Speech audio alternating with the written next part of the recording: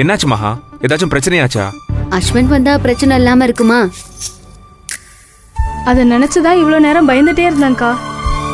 அந்த ஸ்கூல்ல எப்பவுமே ஏஆர் கார்மெண்ட்ஸ்க்கு தானே கொடுப்பாங்க.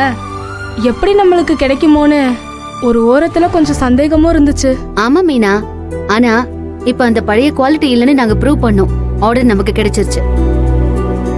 இப்ப நாம நம்மளுடைய முதல் அடியை எடுத்து வைக்கிறோம். டைமுக்கு டெலிவரி பண்ணணும். அதோட குவாலிட்டி காம்ப்ரமைஸ் பண்ணவே கூடாது. அதுக்கு ஏத்த மாதிரி மெட்டீரியல்லாம் பார்த்து வாங்கணும்ல. எல்லாம் பார்த்து பேசி அட்வான்ஸ் எல்லாம் கொடுத்துட்டு வந்தாச்சு. இன்னும் கொஞ்ச நேரத்துல மெட்டீரியல்ஸ் எல்லாம் வந்துரும்.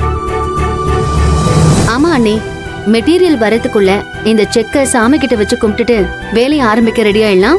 ஏன்னா நமக்கு டைமும் ரொம்ப கம்மியா இருக்கு. அத பத்தி நீங்க கவலைப்படாதீங்க மகாக்கா.